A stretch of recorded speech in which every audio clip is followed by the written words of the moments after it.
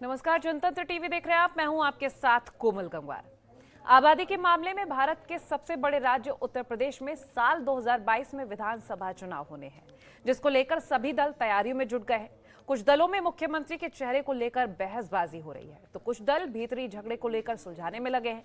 और वहीं 2017 साल में हुए चुनावों को लेकर बात कर ले तो उसमें बीजेपी ने बेहतरीन प्रदर्शन किया था और बहुमत के साथ सत्ता में आई थी। इस बार के विधानसभा चुनावों में विपक्षी दल सत्ता की ख्वाहिश में चुनाव लड़ते दिखेंगे। ऐसे में आज बात करेंगे यूपी के बदायूं जिले के सियासी समीकरण की, लेकिन उससे पहले देखिए ये रिपोर्ट।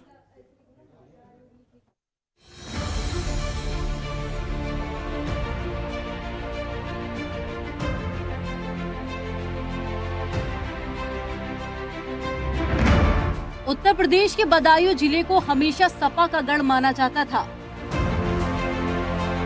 2017 के विधानसभा चुनाव में भाजपा ने 5 सीटें जीतकर सपा के गढ़ को ध्वस्त कर दिया। राजनीतिक लहजे से बदायूं की अलग पहचान रही है। बिलसी विधानसभा से बसपा सुप्रीमो मायावती, सहसवान सीट से मुखिया मुलायम सिंह यादव चुनाव लड़ चुके हैं। बदायूं के सबसे बड़े मुद्दे सड़कें, स्वास्थ्य और परिवहन है। यहाँ किसी भी प्रकार के परिवहन का क्षेत्र के लोगों को लाभ नहीं मिल पाया। ये जिला कभी पांचाल देश की राजधानी हुआ करता था। वर्तमान में बदायूं जिला रुहेलखंड मंडल में आता है। 13वीं शताब्दी में ये जिला दिल्ली के मुस्लिम राज्य की एक महत्वपूर्ण सीमावर्ती चौकी था। 1838 में ये जिला मुख्यालय बना और ये जिला अपनी गंगा जमुनी तहजीब के लिए हमेशा से पहचाना जाता है। हिंदू मुस्लिम भाईचारे की अक्सर मिसाल पेश करता रहा है। जनपद देश विदेश में छोटे बड़े सरकार की दरगाह और प्राचीन नगला मंदिर और साथ ही बिरुआवाड़ी मंदिर के लिए जाना जाता है। ये जिला गंगा और रामगंगा की दुआ पर बसा है। ये शहर शेरो शायरी और अदब के लिए भी पहचाना जाता है। शकील बदायूनी जैसे मशहूर नगमा निगार की यह जन्मभूमि है और बदायूं की सरजमीं ने उर्दू और कई मशहूर शायरों और कवियों को जन्म दिया है। इसमें डॉक्टर ब्रजेंद्र अवस्थी और डॉक्टर उर्मिलेश शंकधर का नाम प्रमुख है। भगवान महात्मा बुद्ध और सम्राट अशोक की भूमि रहे बदायूं में प्राचीन और ऐतिहासिक स्थलों की उपेक्षा पर पुरातात्विकता भी दुखी है। इतिहासकारों का कहना है कि बदायूं का इतिहास करीब 2500 साल पुराना है। कहा यह भी जाता है कि भगवान बुद्ध यहाँ आ चुके हैं और बाद में बदायूं सम्राट अशोक के राजवंश का हिस्सा भी रहा। आगामी 2022 के विधानसभा चुनाव में इस सीट पर रोचक मुकाबला होने की संभावना साफ दिखाई दे रही है। इस दौरान शहर के प्रमुख मुद्दे भी केंद्र में रहेंगे और इनमें शहर के सुंदरीकरण और चौड़ीकरण के नाम पर लोगों के मकान और दुकान तोड़े जाने का मुद्दा महत्वपूर्ण होगा। इसे लेकर शहर की जनता पूर्व में आंदोलन भी कर चुकी है। कोरोना काल में अव्यवस्था, जिले की टूटी सड़कें, बरसात में जल भराव और अंडरग्राउंड केबल, गन्ना किसानों के बकाया भुगतान और जिले में बढ़ती बंदरों की तादाद जैसे मुद्दे आगामी 2022 के चुनाव में काफी महत्वपूर्ण तरीके से उठाए जाएंगे। विशेषज्ञों की माने तो आगामी विधानसभा चुनाव 2022 में बदायूं विधानसभा सीट पर समाजवादी पार्टी और भाजपा के बीच आमने सामने की टक्कर है। हालांकि बसपा, कांग्रेस और निर्दलीय प्रत्याशी भी बदायूं सीट पर बड़ा उलटफेर कर सकते हैं। ब्यूरो रिपोर्ट, जनतंत्र टीवी।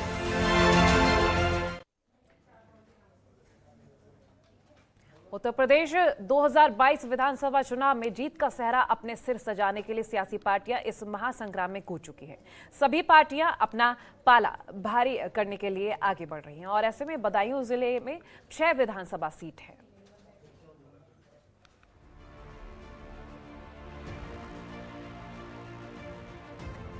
2017 में चली मोदी आंधी में सभी विपक्ष पार्टियों का सफाया हो गया। बदायूं में बीजेपी ने 6 में से 5 सीटों पर कब्जा किया और वहीं सपा को सिर्फ 1 सीट से संतोष करना पड़ा। और वहीं कांग्रेस की बात करें तो बीएसपी का यहां खाता भी नहीं खुला। कांग्रेस भी कुछ नहीं पा सकी थी।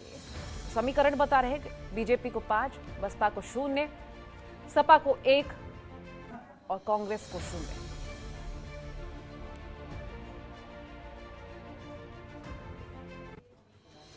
2017 विधानसभा चुनाव में जहां बीजेपी की आंधी चली थी, वहीं 2012 विधानसभा चुनाव में बीजेपी का खाता भी नहीं खुला था।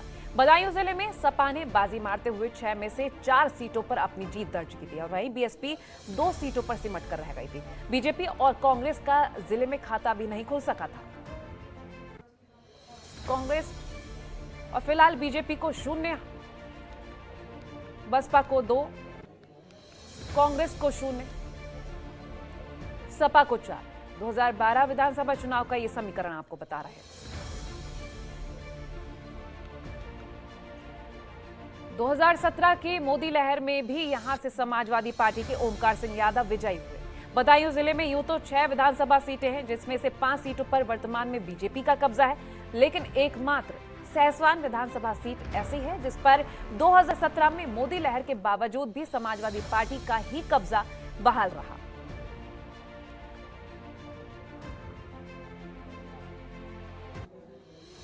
2012 में विधानसभा चुनाव हुए जिसमें सपा के ओमकार सिंह ने जीत दर्ज की थी। ओमकार सिंह ने बीएसपी के मीर हदी अली को 7027 वोटों से हराया था।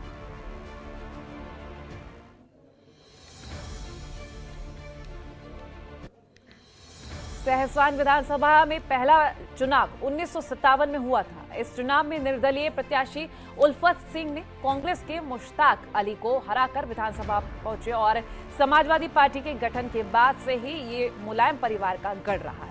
मुलायम सिंह यादव भी इस सीट से 1996 में चुनाव जीत चुके हैं। हालांकि 1 साल बाद उन्होंने इस सीट को छोड़ दिया था, जिसके बाद उपचुनाव हुए जिसमें सपा के ही ओमकार सिंह विजयी हुए। सहसवान विधानसभा सीट पर आज तक ना तो बीजेपी और ना ही बसपा जीत सकी। दरअसल ये सीट यादव मुस्लिम मतदाता बाहुल्य सीट है। यही कारण है कि भाजपा इस सीट पर जीत दर्ज करने में कामयाब नहीं हो सकी और यही कारण है कि 1990 के बाद से यहां यादव जाति का ही उम्मीदवार जीतता रहा है। सहसवान विधानसभा में कुल वोटरों की संख्या यहां लगभग 4,12,000, पुरुष मतदाता 2,21,000 और महिला मतदाता की बात करें तो 1,90,000 ये आंकड़ा है।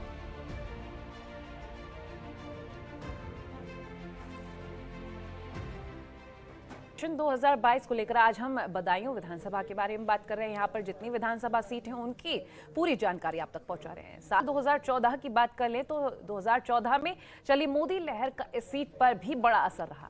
कभी नंबर 6 पर रहने वाली बीजेपी 2017 के चुनाव में नंबर 1 पर पहुंच गई और सीट पर कब्जा कर लिया। 2017 के विधानसभा चुनाव में भाजपा के उम्मीदवार धर्मेंद्र कुमार सिंह शाक्य ने 93,702 वोट पाकर सपा के आशीष यादव को 23,386 वोट के भारी अंतर से हरा दिया। आशीष यादव के इस चुनाव में 70,316 वोट आए थे। –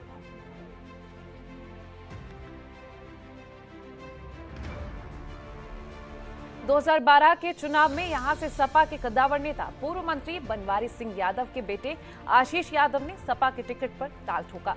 इस चुनाव में आशीष सिंह यादव ने 68,533 मत प्राप्त कर कांग्रेस के भगवान सिंह शाक्य को 8,252 मतों से हरा दिया और विधायक बने। भगवान सिंह शाक्य को इस चुनाव में 60,281 वोट्स मिले थे।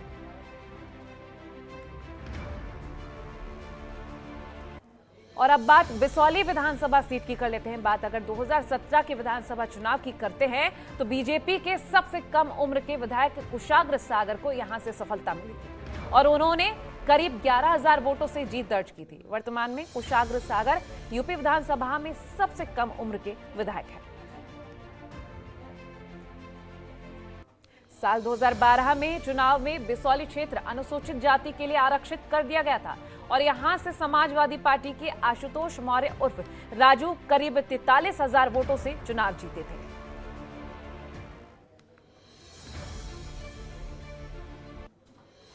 बदायूं की बिसौली विधानसभा सीट जिले की एकमात्र आरक्षित विधानसभा सीट है। वर्तमान में बिसौली विधानसभा से भाजपा के कुशाग्र सागर विधायक है। बिसौली नगर बदायूं से करीब 40 किलोमीटर दूर मुरादाबाद राजमार्ग पर पड़ता है। इस विधानसभा क्षेत्र में कई गांवों के बहुप्रतीक्षित गंगा एक्सप्रेसवे के मार्ग में आने के कारण वर्तमान सरकार ने वहां के किसानों की जमीनों का अधिग्रहण भी किया है।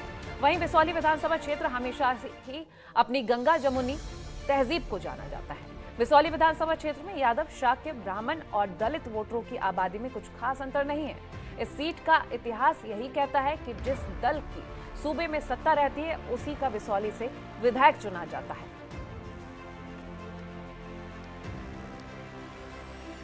– 2022 की बिसात में बिसौली का सियासी समीकरण आपको बता रहे हैं। यादव, शाक्य, ब्राह्मण और दलित वोटरों की हम बात कर रहे हैं।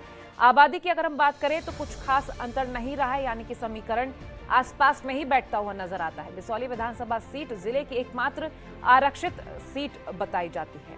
बिसौली विधानसभा से बीजेपी के कुशाग्र सागर विधायक हैं, जो कि अब तक के सबसे कम उम्र के विधायक हैं। तो फिलहाल ये सीट गंगा जमुनी तहजीब के लिए ज्यादा जानी जाती है।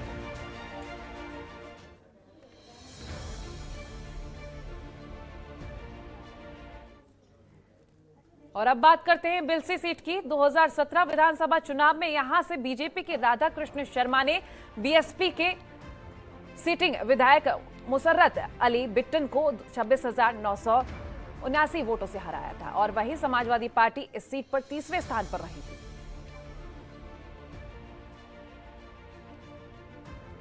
– 2012 में हुए विधानसभा चुनाव में बीएसपी के मुसर्रत अली बिट्टन ने जीत दर्ज की थी। मुसर्रत अली बिट्टन ने सपा विमल कृष्णा अग्रवाल को 8,328 वोटों से हराया था।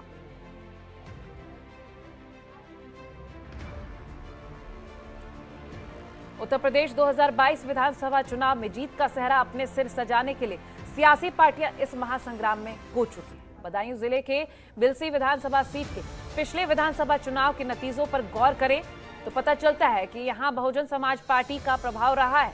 1967 में परिसीमन आदेश पारित होने के बाद इस विधानसभा क्षेत्र में पहला चुनाव 1974 में हुआ था। इस चुनाव में भारतीय जनसंघ के सोहन लाल ने कांग्रेस के केशव राम को हराकर विधानसभा पहुंचे थे। इसके बाद हुए चुनावों में ज्यादातर बीएसपी ने जीत दर्ज की। बीएसपी की तरफ से चुनाव में जीत दर्ज की गई। इसके बाद विधानसभा सीट की बात करें तो पहली बार उस समय चर्चा में आई थी ये सीट, जब 1996 में बसपा मुखिया मायावती यहां से चुनाव लड़ने पहुंची थी। इस चुनाव में मायावती ने भाजपा के योगेंद्र कुमार सागर को 2,215 वोटों से मात दी थी। हालांकि जीतने के बाद उन्होंने यहां से इस्तीफा भी दे दिया था। दरअसल मायावती ने 2 विधानसभा सीटों से चुनाव लड़ा था। तो 1996 में बसपा मुखिया मायावती इस सीट से चुनाव लड़ी थी, जीत भी दर्ज की थी, लेकिन उन्होंने बाद में इस्तीफा दे दिया क्योंकि 2 सीटों से उन्होंने चुनाव लड़ा था। 2,215 वोटों से उन्होंने बीजेपी प्रत्याशी को हराया था। 1974 में पहली बार बिलसी विधानसभा सीट पर विधानसभा चुनाव हुए थे। भारतीय जनसंघ की तरफ से कांग्रेस को हराकर जीत दर्ज कराई गई थी। तो ये ग्राफिक्स के जरिए हम आप तक जानकारी पहुंचा रहे हैं बिलसी का सियासी समीकरण।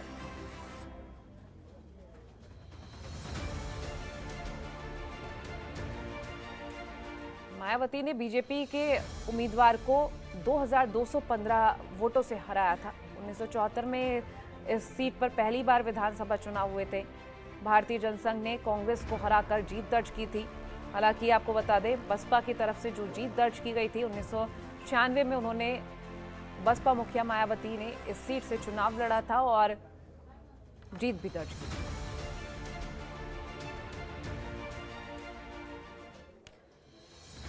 अब बात करते हैं दातागंज सीट की। 2017 में मोदी लहर के चलते ये सीट बीजेपी के खाते में चली गई। बीजेपी के राजीव कुमार सिंह यहां से करीब 26,000 मतों से विजयी हुए। राजीव सिंह ने बीएसपी के सिनोद कुमार शाक्य को हराया था।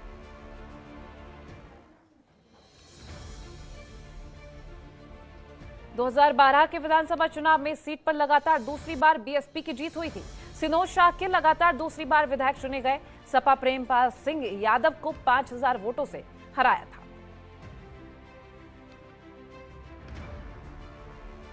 दातागंज विधानसभा सीट पर पहला चुनाव 1957 में हुआ था और इस चुनाव में कांग्रेस के हरिश्चंद्र सिंह भारतीय जनसंघ के ओंकार सिंह को हराकर विधायक बने थे। इस सीट पर मतदाताओं की संख्या की बात कर लेते हैं तो लगभग 3,92,000 मतदाता है। पुरुष मतदाताओं की संख्या 2,15,000 है, तो वहीं महिला मतदाताओं की संख्या की बात करें तो 1,77,000 महिला मतदाता है। दातागंज विधानसभा सीट पर यादव, शाक्य, मुस्लिम और दलित मतदाताओं की संख्या में कोई ज्यादा अंतर नहीं है।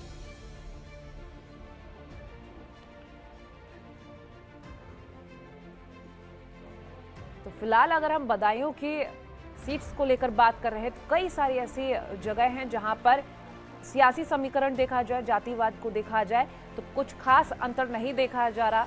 जातियों के अनुसार अगर बात करें तो ज्यादा अंतर नहीं है। पुरुष मतदाताओं की संख्या लगभग 2,15,000 बताई जा रही है। महिला मतदाताओं की संख्या 1,77,000। यादव, शाक्य, मुस्लिम और दलित मतदाता अहम है, लेकिन संख्या में खास अंतर नहीं है।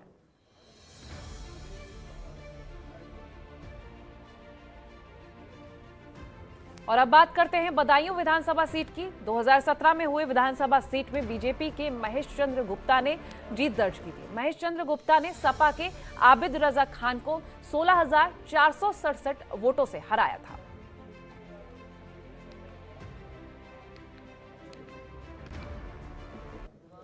दो 2012 विधानसभा चुनाव में यह सीट समाजवादी पार्टी प्रत्याशी आबिद रजा ने जीती थी। भारतीय जनता पार्टी के महेश चंद्र गुप्ता 2012 लगभग 15,000 वोटों से चुनाव हार गए थे।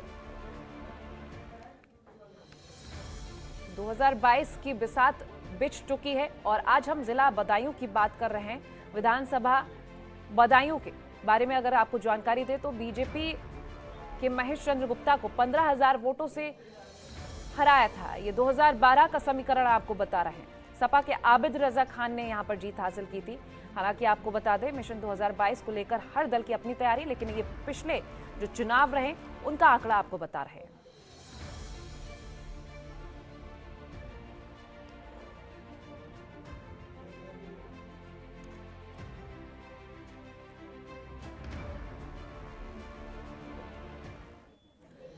तो उत्तर प्रदेश विधानसभा चुनाव में बदायूं की 6 सीटें कितनी महत्वपूर्ण है ये हमने आपको बताया। उत्तर प्रदेश 2022 विधानसभा चुनाव में जीत का सेहरा अपने सिर पर सजाने के लिए सियासी पार्टियां इस महासंग्राम में पूरी तरह से कूद पड़ी हैं।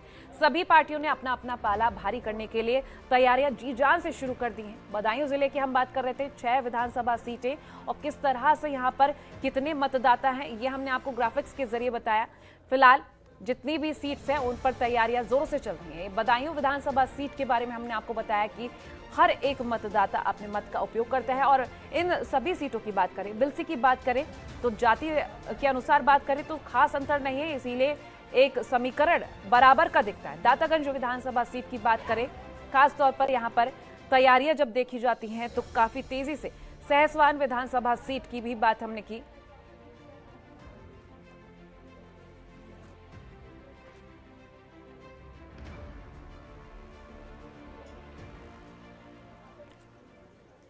और इसी के साथ फिलहाल हमारी इस खास पेशकश में इतना ही। खबरों के लिए देखते रहिए जनतंत्र टीवी। नमस्कार। खबरों के निष्पक्ष विश्लेषण के लिए सब्सक्राइब करें Jantantra TV and press the bell icon. Never miss any update.